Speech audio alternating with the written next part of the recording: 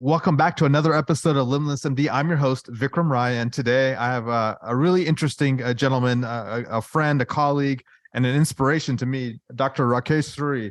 Dr. Rakesh is really a renaissance man in terms of being a physician, a thought leader, an innovator, a researcher, and now he's a business executive. And really, he's been at the Mayo, he's been at Cleveland Clinic. He's performed almost 7,000 surgical procedures as a cardiothoracic surgeon.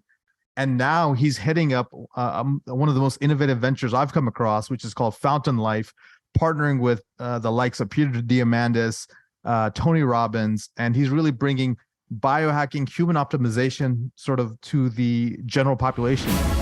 What if you could reclaim hours of free time each week, create legacy building wealth, and devote more energy to your passion projects without giving up on your career as a life-saving MD? My name is Vikram Raya, functional cardiologist, high performance coach, and real estate expert. And I'm here to give you the tools, strategies, and solutions you need to transform your life so you can unlock your limitless potential and achieve greatness, all the while freeing up your precious time. Welcome to Limitless MD. Let's dive in. Dr. Rakesh Suri, welcome to the show. Thank you so much, Vikram. We've followed you for in so many ways, and it's a delight to be speaking to you and your audience today. Yeah, absolutely. So, there's so many doctors out there who are, they're top of their fields, and they seem to hit a wall. Explain to me, you've had sort of a storybook career here. Tell me, first of all, how that came about and sort of your inspiration for going down that road. And then tell me maybe some of the strategies you thought to expand beyond the traditional route. Well, thank you. It started when I was a child, Vikram. I'm the son of immigrants. So my father came from India in the 60s to Canada to seek higher education and a better life. And my mother's family was Ukrainian Canadian. Again, a very similar story from the 1800s. And being the child of immigrants, it teaches you certain things. It teaches you the importance of a vision, setting a life's goal that's impactful and meaningful. It drives change in the world, the first thing. So setting a vision. The second thing, as many of us know from similar backgrounds, is the importance of hard work. Never giving up. There's never an easy day. The only easy day was yesterday. Every day is going to be a challenge, and the goal is not only fighting through and succeeding through those challenges, but thriving and enjoying yourself along the way. The third thing is the importance of relationships with family, relationships with friends, relationships with colleagues, and also relationships with the world. And not only our immediate communities, but our global communities. And this was instilled very early on in me as my parents took me to India when I was 3 years old. I'll still remember the day that I landed in India. It was one of my first memories. So suffice it to say, through those three pillars of life, it really set my heart and my mind and my ambitions on touching humanity in a broader way. Yeah. So vision, challenges, and relationships. I love it. I love how that framework has helped, sort of direct your life. So let me ask you a question. Of the top highlights you've had as a physician, can you recall maybe a favorite moment? They've all been favorite, Vikram. And I guess that through that journey, it was really a stepwise procedure. I think we put a lot of pressure on ourselves in life and our children sometimes to have it figured out. And it's getting worse. You said you have elementary students and high school students sort of trying to declare what specialty they're going into medicine decades before they'll have the opportunity. Yes. And I guess I want to tackle that question by saying every moment's been a favorite. And it started out in philosophy in my undergrad degree, and then went to medical school at the University of Toronto, and then was fortunate enough to do my PhD in England at Oxford University in transplantation immunology. And each step of the way, I just tried to gaze a little beyond my horizon to see where I could learn and make an impact. And it comes back to the vision, the hard work, and the relationships, taking that next leap, that next step down the pathway. So for me, while that philosophy was fantastic, medicine was just an opening to the world. And I often tell my children and those who will listen that medicine is a fantastic platform, unlike any other profession, really, because you can be a physician and be so many other things: a researcher, a hardcore clinician, an innovator, a CEO, an entrepreneur. And truly every moment's been favorite. So the PhD, we studied the early days of dendritic cells and transplantation immunology, which are now 25, 30 years later on the forefront of innovation in biohacking and cancer therapy, et cetera. So who would have known that those great times in the lab where we were discovering an amazing new cell type would now be on the forefront of what's happening in curing cancer. So then took the step to come back to finish general surgery and then go on to heart surgery.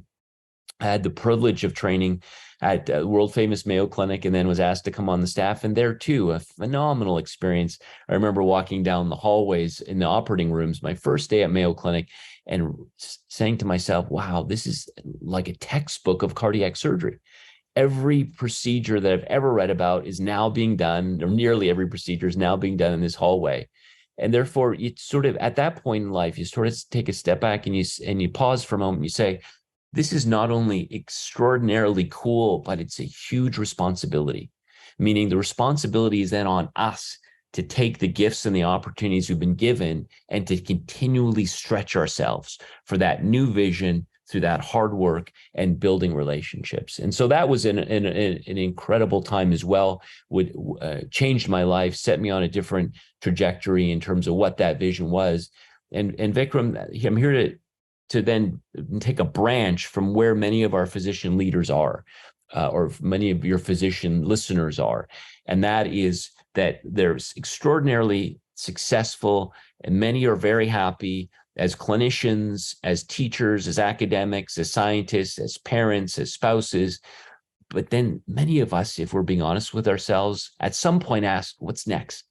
Yes. That's where adjacencies and through those relationships, leveraging vision and hard work really comes into play.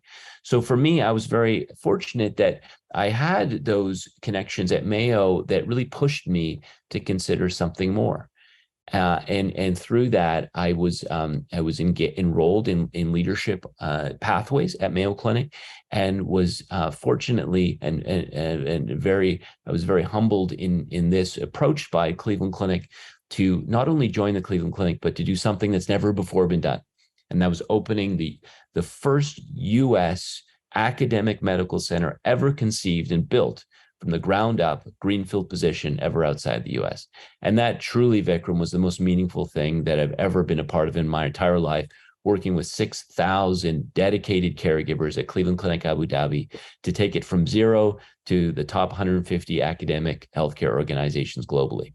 Yeah, and I think the emphasis is it's an academic institution. There's a lot of private hospitals all over the world, but to truly make that Cleveland Clinic brand, that level of stringent excellence and quality in an international location is amazing. And so you served as a CEO there?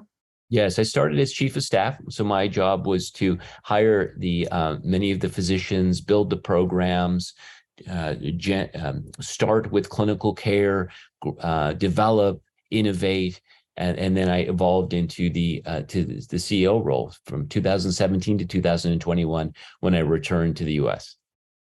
That's phenomenal. That's the different kind of experiences you've had.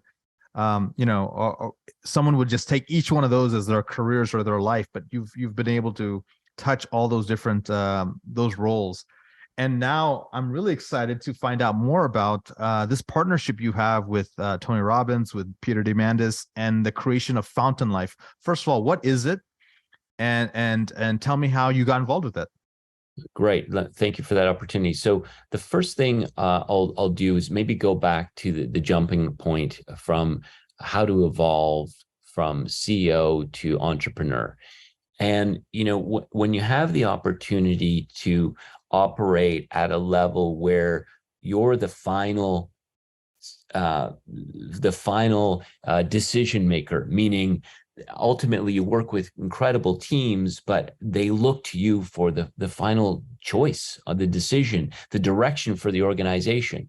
And that was particularly poignant for me during the pandemic, because we were dealing with COVID and the implications of this deadly and rapidly spreading disease long before it even was in the US or in many parts of Europe. So at that point, it really became apparent to our team in Cleveland Clinic Abu Dhabi and those of us who were in that part of the world that we needed to really drill down on population health, the drivers of wellness, and being unwell, and who receives care and who does not. So what does the clinical care paradigm look like to elevate the health of a community and a nation? That's the first question that arose in my mind. The second is, how do we work with insurers and payers to ensure that these services and this care is able to be affordable and sustainable in the long term? And the third thing that was very, very important and in our ability to save patients and communities and populations was innovation. How do we take rapidly evolving innovation with an N of 1 or 10 or 100, for instance, therapeutic plasma exchange and convalescent plasma exchange therapies? When we had our early COVID patients near death, we had to utilize new information coming out of countries where this was being deployed in saving lives. So the broader question is, how do we take innovation and deploy it in this virtuous cycle so we care for populations, we find a way to support it financially, and we continually innovate and drive that into a learning cycle?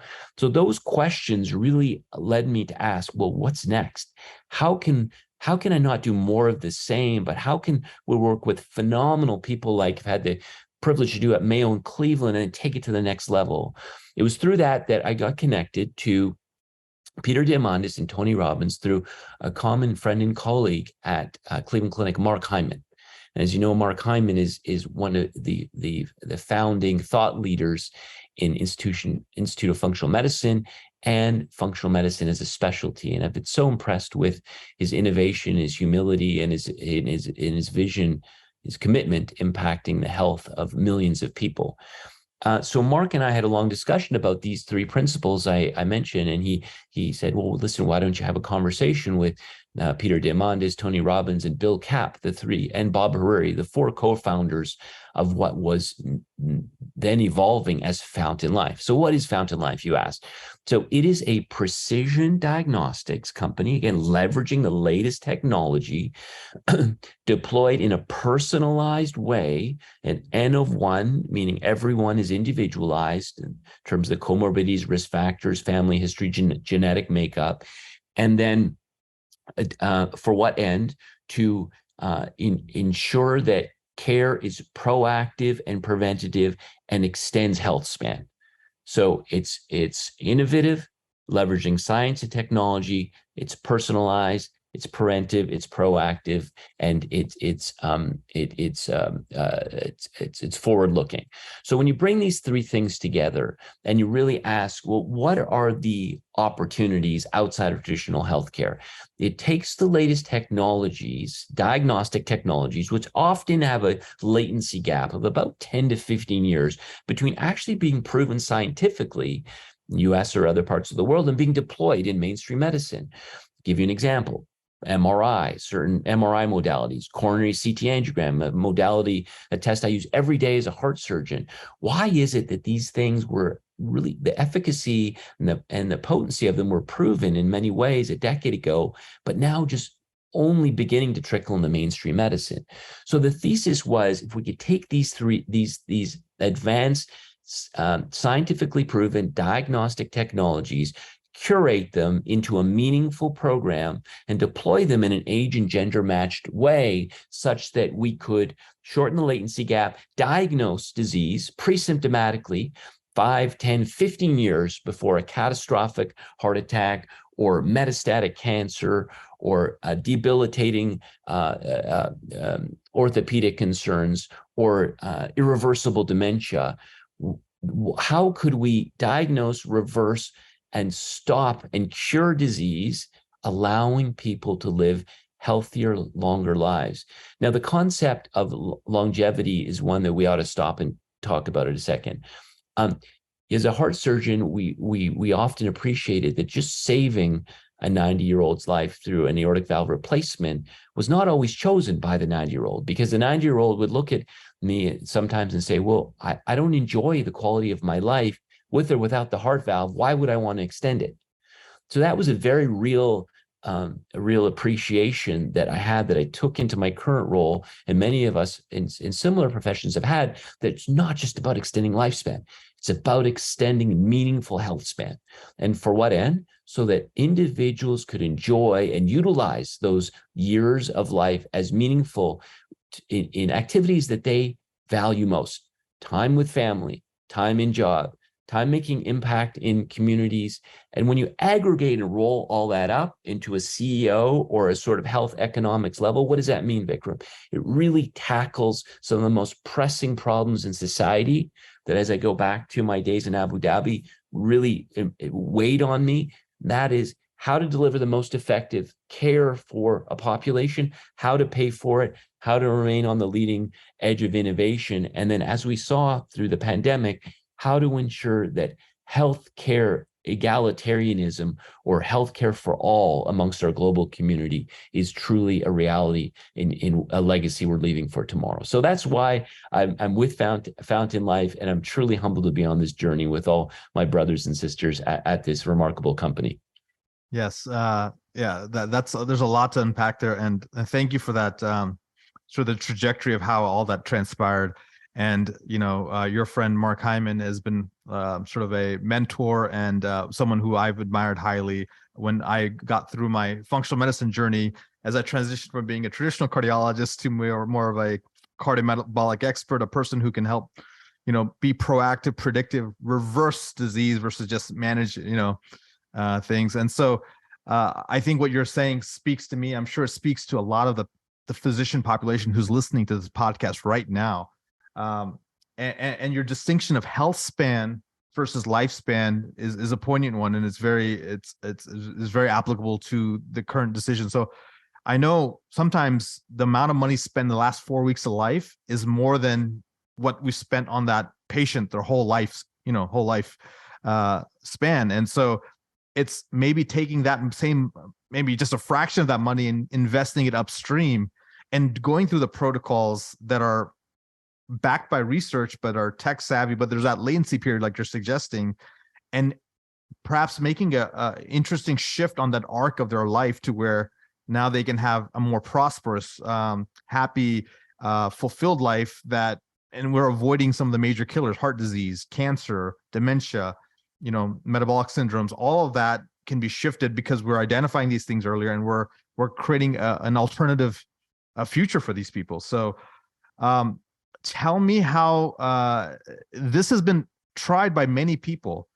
Why do you think Fountain Life will be more successful? Yeah, great question. So there's been a few efforts. There was Haven a few years ago. There's One Medical. There's other analogous ecosystem overlapping efforts, but none, as far as we know, that are focused on what we're doing. And that is the following. So our company is actually tripartite. Let me just back up and explain that. One is our bricks and mortar, centers, which are in White Plains, New York, Naples, Florida, Lake Nona, where the Lake Nona Impact Forum is held every year. We'll be presenting there again this year.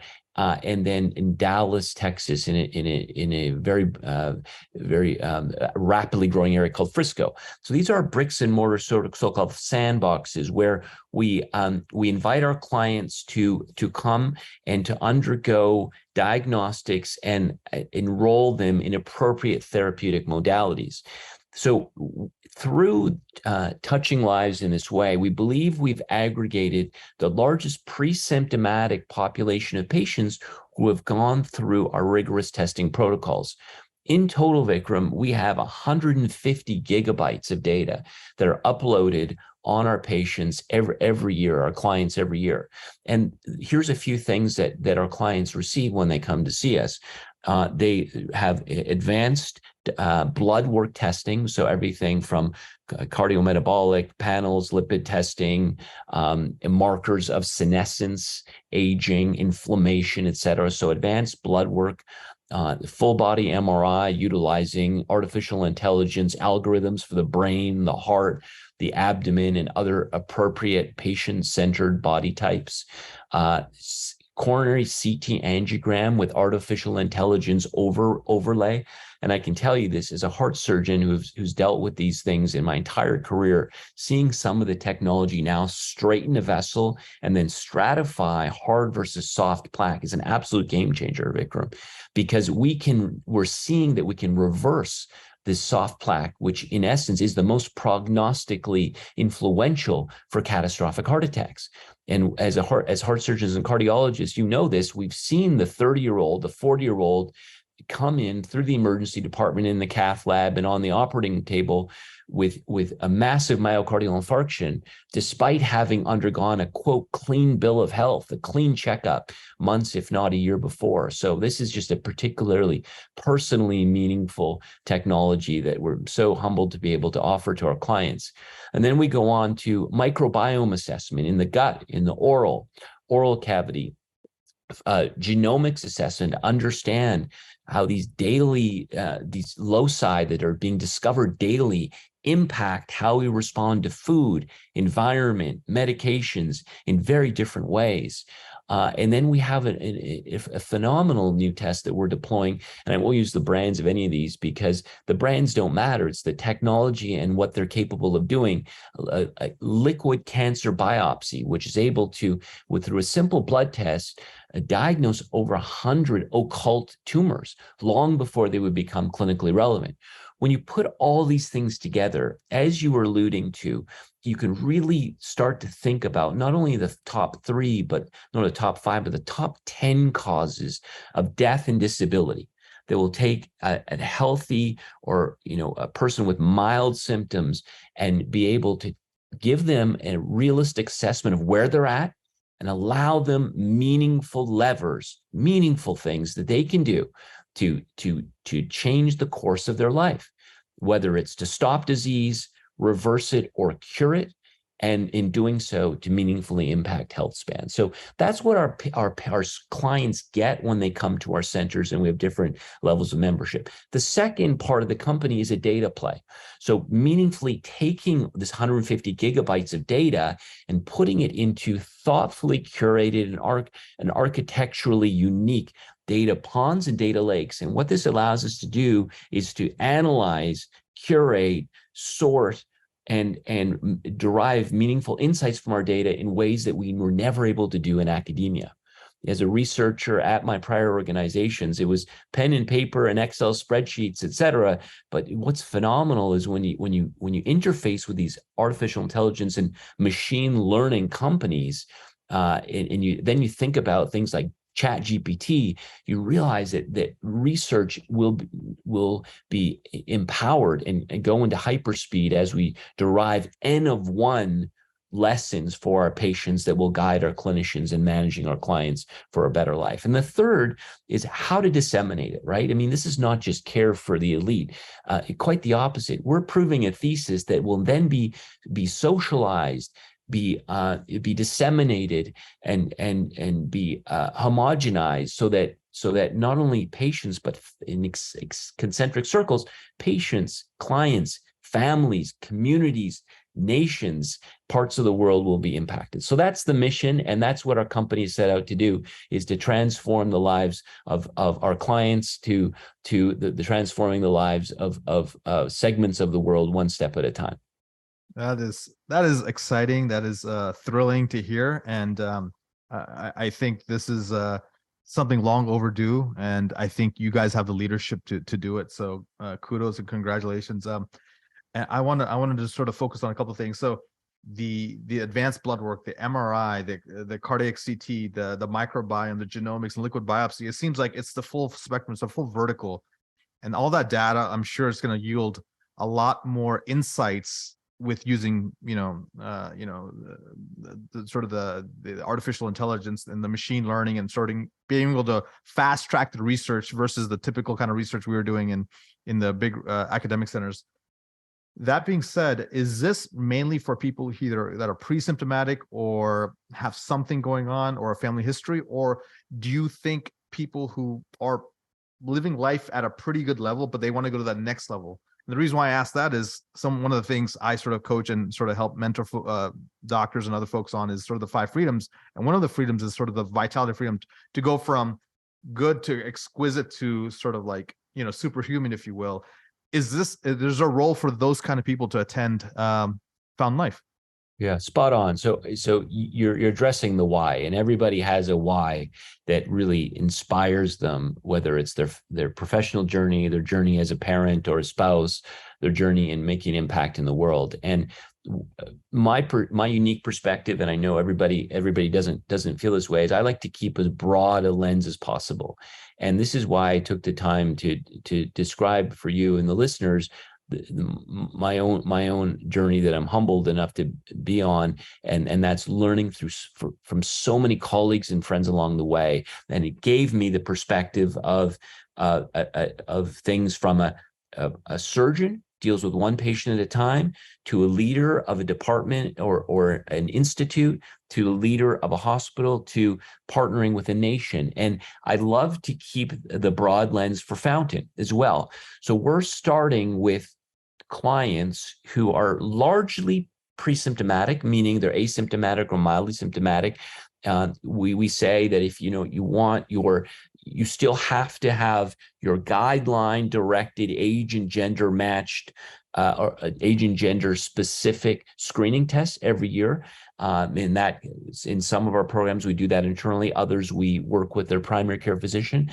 But to your point, we want to diagnose occult disease 10 to 15 years before others may be able to do that. And in doing so, not just ask for a freebie, but to prove that this meaningfully makes an impact in the lives of people with health span and economic impact. For instance, imagine that our country's GDP is nearly 20% of the GDP is allocated to care that's not meaningfully extending lifespan. So the latest statistics show that COVID now is the 3rd largest killer, and perhaps or likely consequentially, the years of life went down 2.3. So despite the fact that we're spending more, and some people argue pandemics will continue to resurface, despite the fact that we're spending more, our healthcare outcomes are decreasing. So going back to what you said, we're starting out with those who are the pioneers, or those clients who want to ensure that they really are well and are doing everything they can to ensure that they're well, they diagnosed occult disease, and they optimize themselves moving forward. We're proving through that the thesis, and we already have data indicating rough data showing that we may be able to decrease the cost of care 70 to 80% in these people, as opposed to waiting for that catastrophic heart attack or metastatic cancer or dementia that can't be reversed. So walking through your question, we're starting out with the sort of the futurists, the visionaries. We're performing these diagnostic assessments, optimizing them, reversing, curing disease, gathering the data, proving the thesis, and then we'll extend it into those who want for populations where we want to uplift the health of a population and decrease cost. Within that, they will be a group who want to be sort of their best biohacker selves. And I must admit, I'm one of them personally.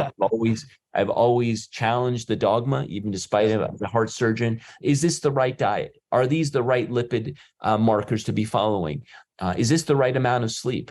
Is meditation or mindfulness healthy for me? Will it help me be a better heart surgeon? Will it help me deal with my colleagues in a more egalitarian and empathetic way? Am I a better parent through it, et cetera? So to your point, if we utilize the principles that we are testing and deploying and studying at Fountain, I truly believe that we can be our best selves. And not only in terms of health span, but I like to break life down into physical, mental, emotional, and spiritual. And we touch all of these through our platforms at Fountain Life. That's awesome. So I know a lot of my listeners will want to know more and perhaps want to be one of your members of Fountain Life. What's sort of the best way for them to get involved? Well, please feel free to reach out to me. My email is rakesh@fountainlife.com. And I know you'll probably put it in your website somewhere, or just Google Fountain Life. And everything that we're doing will be updated on our website. Again, we have the 4 centers. Happy to welcome you, walk you through, take you through our assessment. Watch for more as we publish, speak, write blogs and position papers through our data. And then our third is, if you have a company, this is really important. If you have a company that with more than 50 employees in some states and other states more than 100 employees, depends on the regulations of the states, we can actually offer Fountain Health Insurance to your employees. Oh, and wow. That's a huge endorsement of an owner or leadership team into the health and well-being and longevity and the health span of their people.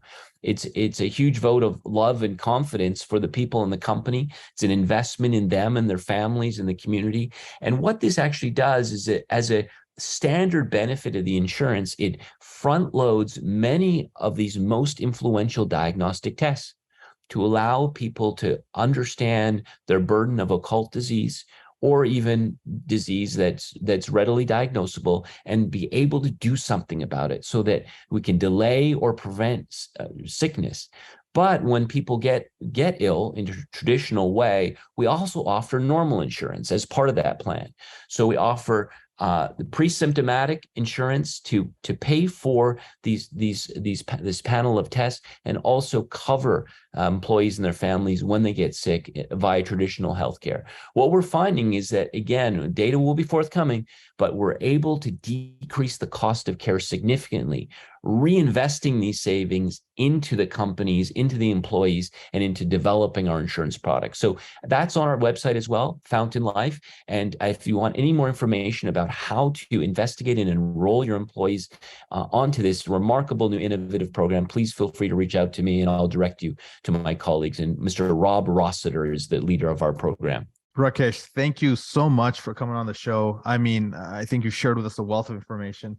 And this is the kind of movement we need. I mean, I see you guys disrupting insurance, disrupting healthcare, and really democratizing health and lifespan for everyone. So thank you so much, my friend. And for everyone else, guys, listen to the show notes, get involved with Fountain Life if it makes sense for you. And until next time, be phenomenal. Thank you so much for listening to this episode of Limitless MD. If you found value from this episode, I encourage you to share this episode with a friend and let me know by leaving a review. For more information, make sure you check out the links in the show notes below, or simply visit vikramraya.com. So until next time, my friends, be phenomenal.